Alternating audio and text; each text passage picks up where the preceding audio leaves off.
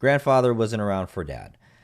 Dad didn't really learn because he never had it from his father how to be the father. And so for us, we get what our fathers know or think they know. And so for us, when we start feeling these voids of, well, you never told me you're proud of me. You never told me, to be proud of myself. You never taught me how to be a man. We're getting the best that our fathers could give us in those moments. So when we think about how our grandfather was with our father, how our father was to us, how we are is how we're going to be for our children. So if our normal becomes chasing and chasing these dopamine hits, everything that we do is not good enough. So we have to chase the next thing and the next thing, and we keep raising the bar at every level. Then again, we stop experiencing how to be present in life because the things that we seek in life are always the thing that we're chasing. It's never the now, it's never the moment, it's never the present. So how does this affect our children? Well, they start to see, right? So like my daughter, she asked me last night, she said, Dad, can you wake me up when you wake up? Because I don't like it when you're up so early and it's nighttime, right? She doesn't understand that just because I wake up at 3 a.m. doesn't mean I'm waking up in the middle of the night, even though that's what it is. To me, that's the start of my day.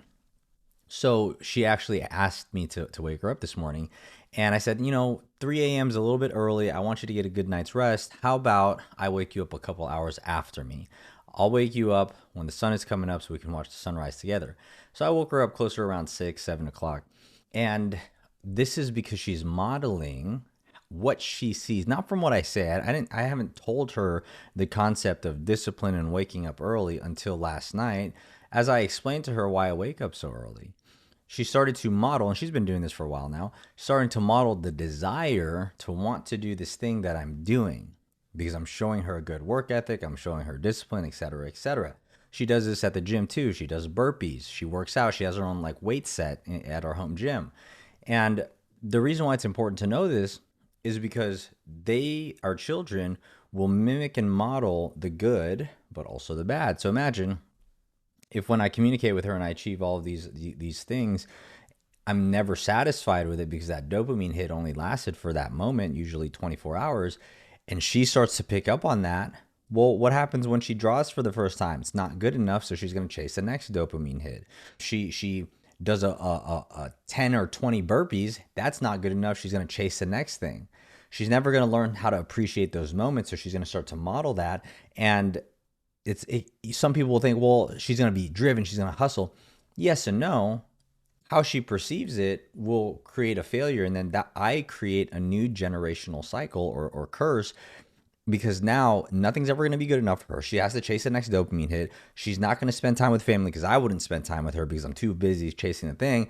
Thus, she's going to be that way with her children and her children's children, and then that's how generational curses start. So what it takes is somebody, you, to be hyper aware of these things to make sure that, is this the thing that I want my children, my sons or my daughters to replicate?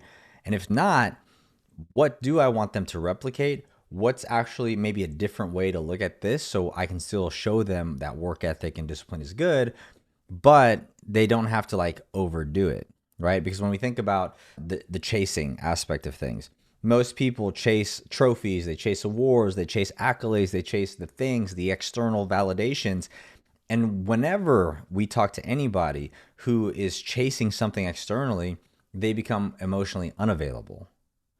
Because it's kind of like somebody who drinks all the time. They're numbing their emotion, so they think that drinking, getting drunk, is making them feel good. I used to think this way too.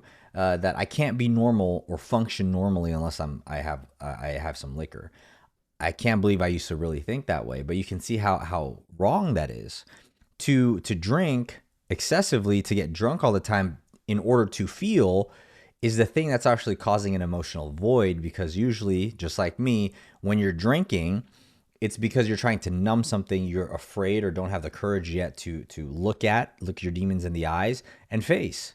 Same thing happens with drugs, right? You start doing drugs and you think that the drugs and the high from the drugs is what's happiness, but that's fake happiness.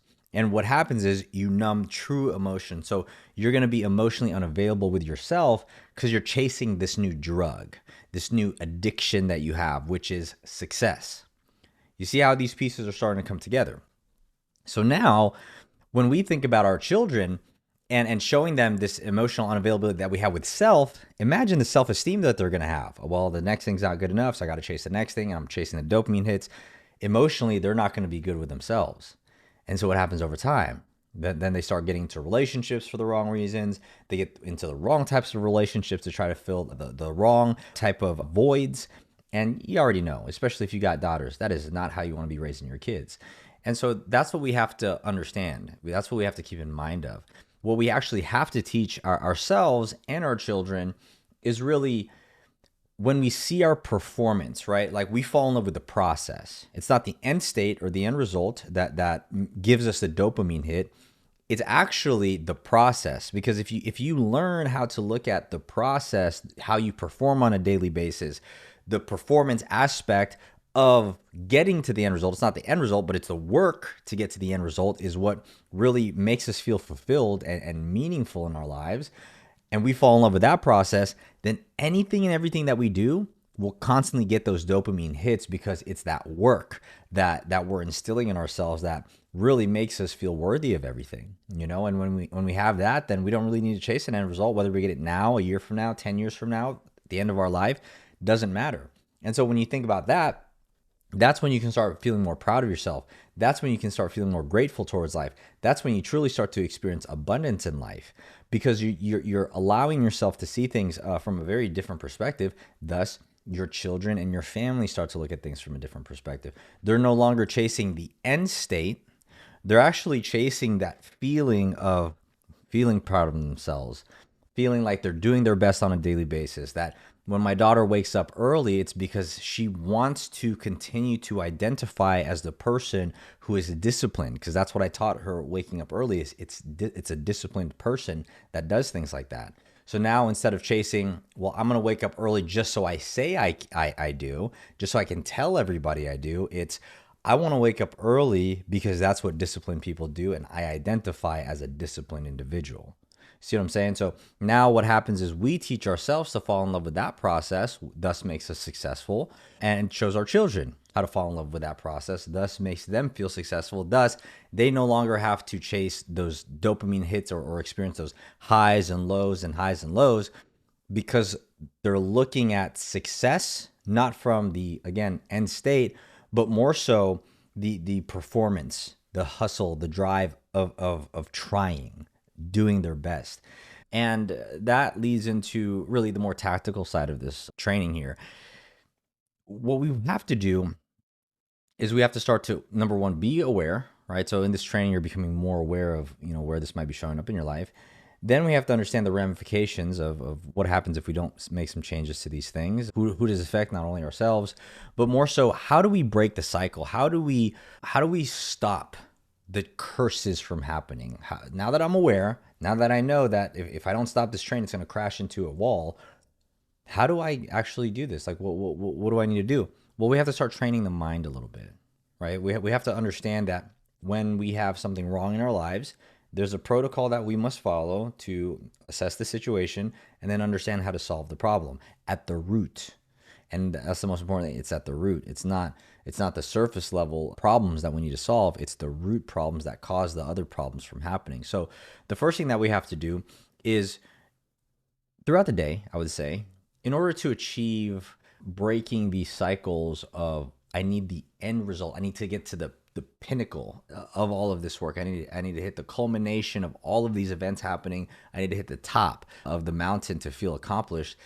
It's actually in your day-to-day, getting to the top of that mountain. It's learning how to be grateful for everything. It's learning how to be thankful for everybody in your life that supports you, even the people that don't. Find a lesson there. It's being able to look at your day with gratitude that you got to wake up today, that you get an opportunity to try, that you are actually trying to build this dream life that you have, and like starting to fill your own cup with that. It's learning how to take time out of your day, to pull your children aside and teach them those lessons. If they're inquiring about, Daddy, why do you wake up so early? Don't just brush them off and let that learning lesson go away. Take the time to say, hey, this is kind of like what it means to be a father. It means to mentor and to guide these children. So why don't I do that right now? I'm grateful that through my work ethic That's actually training and developing my children. And I don't have to tell them how to operate. They're watching and emulating my operating system. So now, what I'm going to do to make sure that I break not only my cycle, but I break their cycle is I'm going to set them aside. So I took my daughter, put her on my lap, and I had a conversation. And I took the time to help her understand at a deeper level. Again, she's only 4 years old, at a deeper level, what discipline means, why it's important, but also the importance of rest. See, I would have probably failed her if I was like, ooh, yeah, I want to push her to be the best, forgetting that she's a 4 year old. And for me, I'm like, well, she needs to continue to develop, but I also want to teach her discipline. So I taught her discipline, but I also said, I don't want you to wake up as early as me because you're still a kid and you need to rest and you need to develop more and you need a good amount of sleep. You need 7 to 8 hours of sleep, if not more. So why didn't daddy just wake you up a couple hours after me? I'll do it before the sun wakes up. That way we can watch the sunrise, et cetera, et cetera. And what that is she agreed. We Piggy promised, bit our thumbs, shook on it, right? That was the deal. And that's what we did. And then when I woke her up, I positively reaffirmed that, hey, based on our conversation last night, I'm waking you up. Doesn't feel so good to wake up early, does it? Do you want to go back to bed? And she was actually smiling when she woke up because she was like, I don't want to go back to bed. I want to be up. I'm up. Just give me a second. And, it took her probably 2, maybe 4 minutes or so to shake off the sleepiness, but she was up. There was no complaining. There was no, you're making me wake up. You're blah, blah, blah, blah, blah. And it's because, again, I'm emotionally there and I'm present and I'm taking these things that I'm grateful for that in my process, because I've fallen in love with my process, my children are starting to fall in love with my process. I get to take these lessons, slow down so that way they can learn this at a much earlier age than I ever did. I'm learning this shit right now. They're learning this at 4 years old and 1 year old, So now I get to take this and I meet them emotionally where they're at.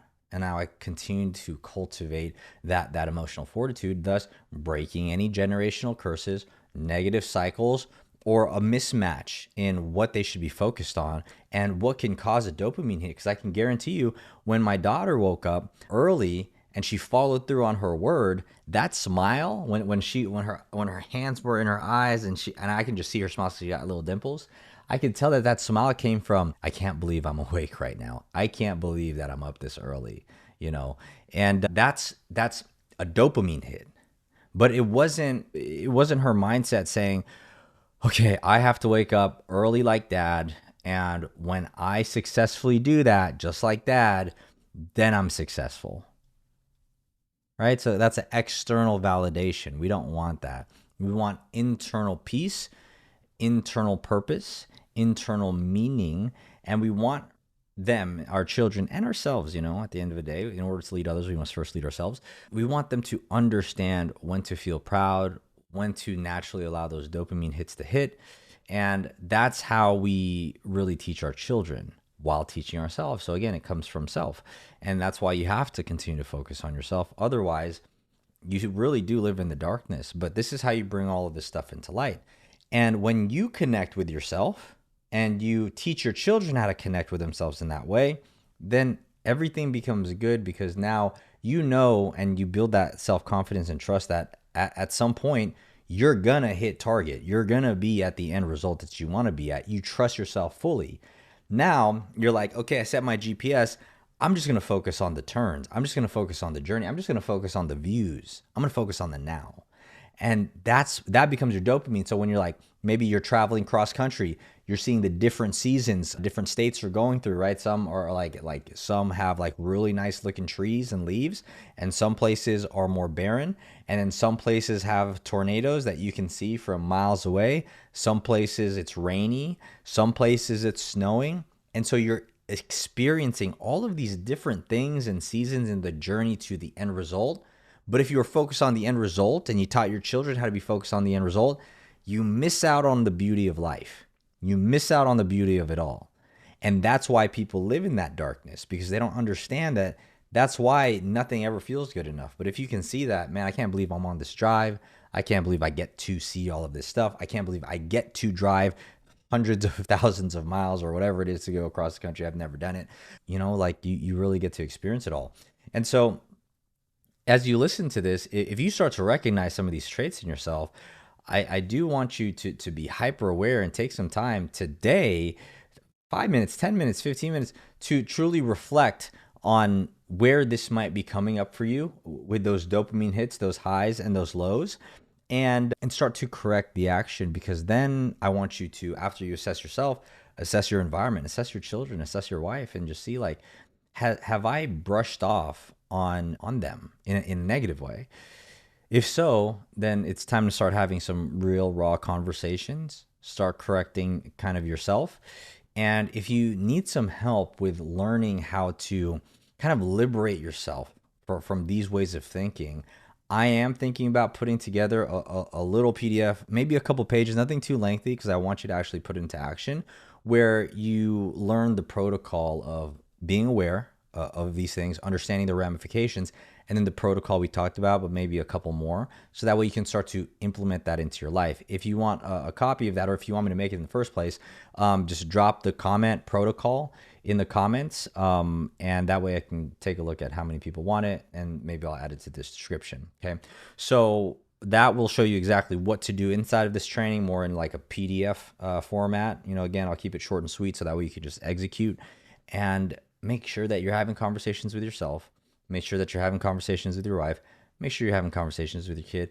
But most importantly, make sure that you are present emotionally in those conversations, because they're only going to be as impactful as you are present. If you're just saying it to say it or doing it just to do it, then it kind of defeats the purpose. Okay.